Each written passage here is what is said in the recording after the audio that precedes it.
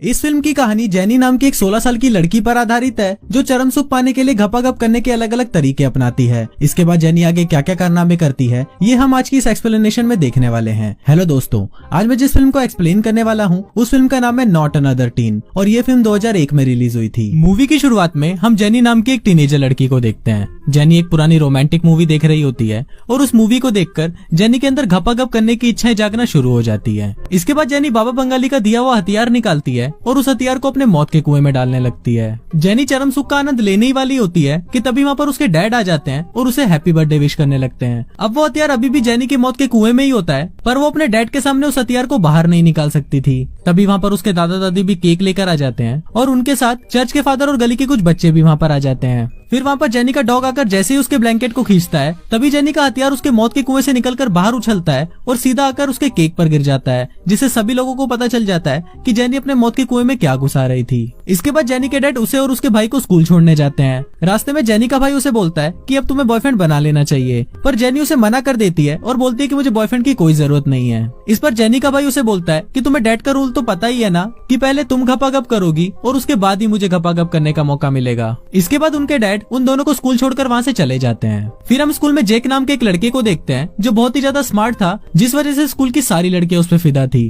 कुछ देर बाद जेनी के पास रिकी नाम का एक चोमू लड़का आता है जो उसे बहुत पसंद करता था। रिकी जेनी को उसका बर्थडे गिफ्ट देता है और उसे प्रपोज करने की कोशिश करता है, पर जेनी उसे इग्नोर करके वहाँ से चली जाती है। दूसरी तरफ हम जेनी के भाई को देखते हैं जो अपने दोस्तों को बता रहा होता है कि बस उससे अब और रुका नहीं जाता, क्योंकि उसका छोटा चेतन किसी अंधेरी गुफा में जाने के लिए तड़प रहा है और उसे किसी न किसी लड़की के साथ तो धुआंधार घपाघप करना है। तभी वो अमेंडा नाम की एक लड़की को सामने से आते हुए देखता है और उसको देखते ही वो अपने छोटे चेतन की कसम खाते हुए बोलता है कि मैं तो अब इसी लड़की के साथ ही घपाघप करूंगा। इसके बाद हम जैक को देखते हैं जो अपने दोस्तों से बातें कर रहा होता है। तभी वहाँ पर कैथरीन नाम की एक लड़की आती है जो जैक को अपने साथ घपाघप करने के लिए बोलती है। दरअसल कैथरीन जैक की ही बहन होती है, पर फिर भी वो अपने भाई को ही पेलना चाहती है। थोड़ी देर बाद वहाँ पर जैक की गर्लफ्रेंड प्रिसिला भी आ जाती है और वो जैक को कोई इंपॉर्टेंट बात करने के लिए बाहर बुलाती है। फिर प्रिसिला जैक को बताती है कि मुझे अब कोई और पसंद है, इसलिए मैं तुमसे ब्रेकअप कर रही हूँ। जैक जब प्रिसिला के नए बॉयफ्रेंड को देखता है तो वो उसको देखकर शॉक्ड हो जाता है। जैक उसको बोलता है कि तुम इस चोमू के लिए मुझे छोड़ रही हो जिस पर स्कूल की सारी लड़कियां फिदा है। अब जैक को तो विश्वास ही नहीं हो रहा था कि कोई लड़की उसे छोड़ भी सकती है। इसके बाद हम जेनी को देखते हैं जो आर्ट क्लास में बहुत ही मेहनत करके एक ड्राइंग बना रही होती है और बहुत ही कड़ी मेहनत और लगन के बाद वो अपने इस मास्टरपीस को बना ही लेती है। फिर जैक स्कूल से बाहर आता है और वो देखता है कि प्रिसिला अपने नए बॉयफ्रेंड के साथ चुम्मा चाटी कर रही होती है।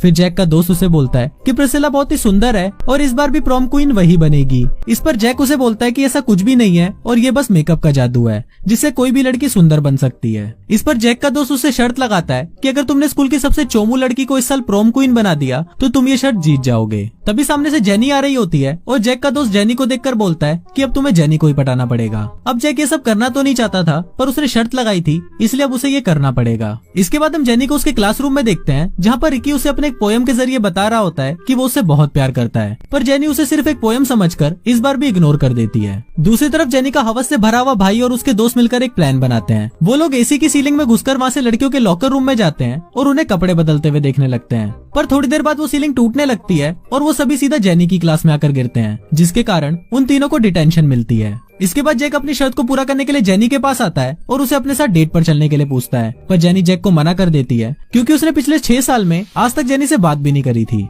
इसके बाद सभी लड़के ग्राउंड में फुटबॉल खेल रहे होते हैं और वहीं पर जैक चुपचाप एक कोने में बैठा हुआ होता है। दरअसल इससे पिछले मैच में जैक की वजह से एक टीम प्लेयर की जान चली गई थी, जिस वजह से जैक को टीम से बाहर निकाल दिया गया था। इधर जेनी के मन में भी जैक के बारे में सोचकर ठरक जागने लगती है और वो अपने डैड से इस बारे में बात करती है, जिस पर उसके डैड उसे बोलते हैं कि तुम्हें जैक के साथ डेट पर जरूर जाना चाहिए। दूसरी तरफ जब जैक भी अपने घर पर जाता है तो वहाँ पर उसके डैड उसे बोलते हैं कि मुझे पता है कि प्रिसिला के साथ तुम्हारा ब्रेकअप हो गया है और अब तुम्हें एक नई गर्लफ्रेंड चाहिए। इसलिए उसके डैड उसकी मॉम को ही घपाघप करने के लिए उसके रूम में भेज देते हैं और उसे ऑल द बेस्ट बोलकर वहाँ से चले जाते हैं। फिर जैक अपनी बहन कैथरीन के पास लड़की पटाने की एडवाइस लेने के लिए जाता है, पर उसकी बहन तो उसके साथ ही घपाघप करना शुरू कर देती है। जैक कैथरीन को रोकते हुए बोलता है कि तुम मेरी बहन हो, तो इस पर कैथरीन उसे बोलती है कि मुझे कोई फर्क नहीं पड़ता, मुझे तो सिर्फ तुम्हारे साथ ही घपाघप करना है। अगले दिन हम देखते हैं कि कुछ लड़के मिलकर जेनी के भाई को पीट रहे होते हैं। तभी वहाँ पर जैक उसे बचाने के लिए आता है, पर जेनी का भाई उसे ही मार देता है। अब इसे जैक को भी गुस्सा आ जाता है और वो जेनी के भाई को पकड़कर कुत्ते की तरह पीटना शुरू कर देता है। इसके बाद जैक जेनी के लिए भाईजान का गाना गाकर उसे इम्प्रेस करने की कोशिश करता है, पर जैक का गाना सुनकर सभी लोग बोर हो जाते हैं। फिर जैक गाना बदल देता है और अपने गाने में बोलता है कि जेनी के पास एक गन है। अब जैक का गाना सुनकर सभी लोगों को लगता है कि जेनी के पास सचमुच एक गन है, इसलिए वो सभी लोग वहाँ से भागने लगते हैं। तभी वहाँ पर पुलिस भी आ जाती है और वो जेनी को पकड़ लेती है। इसके बाद जैक जेनी को पुलिस से छुड़ाकर अपने घर पर ले आता है। तभी वहाँ पर जेनी जैक को बोलती है कि प्लीज तुम मेरा पीछा छोड़ दो, पर इस पर जैक पूरा नंगा होकर जेनी के सामने आकर खड़ा हो जाता है। पर जेनी को जैक का छोटा चेतन बिल्कुल भी पसंद नहीं आता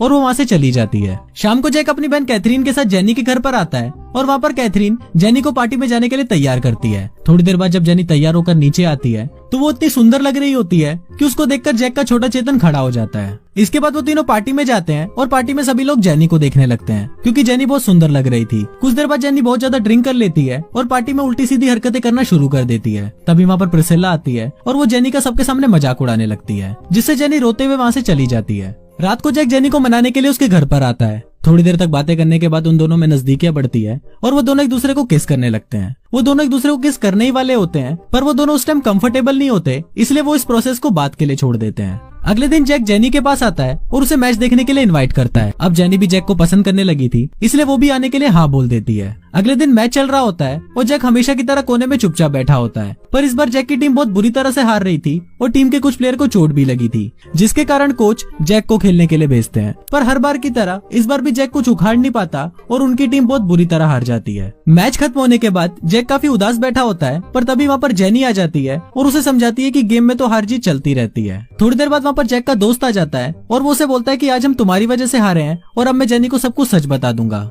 इसके बाद वो जेनी के कान में कुछ बोलने लगता है, पर अब जैक भी जेनी को पसंद करने लगा था, इसलिए वो खुद ही जेनी को सब कुछ सच बता देता है। जैक की बात सुनकर जेनी बहुत दुखी हो जाती है और वो वहाँ से चली जाती है। तभी जैक का दोस्त उसे बोलता है कि मैंने तो उसके कान में कुछ भी नहीं बोला था और तुम चूतिए ने खुद ही उसको सब कुछ बता दिया। अब ऐसे कुछ दिन बीत जाते हैं और वो दोनों एक दूसरे से बात करना बंद कर देते हैं, पर वो दोनों ही एक दूसरे को बहुत मिस भी करने लगते हैं। अब प्रोम नाइट की रात को जैक का दोस्त जेनी को अपने साथ लेकर आता है और जैक अपनी बहन कैथरीन को अपने साथ लेकर आता है। वहाँ पर जेनी का भाई भी होता है जो फाइनली अमेंडा के पास जाकर उसे लव लेटर देता है। जब अमेंडा उस लेटर को पढ़ती है तो उसे वो बहुत अच्छा लगता है और वो जेनी के भाई को गपागप करने के लिए अपने साथ ले जाती है। दूसरी तरफ जेनी जैक के दोस्त के साथ डांस कर रही होती है और जैक अपनी बहन के साथ डांस कर रहा होता है। डांस करते वक्त अचानक कैथरीन जैक को किस करने लगती है और ये देखकर जेनी को बिल्कुल भी अच्छा नहीं लगता और वो दुखी होकर वहाँ से चली जाती है। फिर वहाँ पर कॉलेज का प्रिंसिपल प्रॉम किंग और क्वीन की अनाउंसमेंट करता है और इस बार का प्रॉम किंग जैक को बनाया जाता है। फिर प्रॉम क्वीन की बारी आती है और प्रिंसिपल बोलता है कि प्रॉम क्वीन दो लड़कियों के बीच में टाई हुआ है। ये देखकर प्रिसिला सोचती है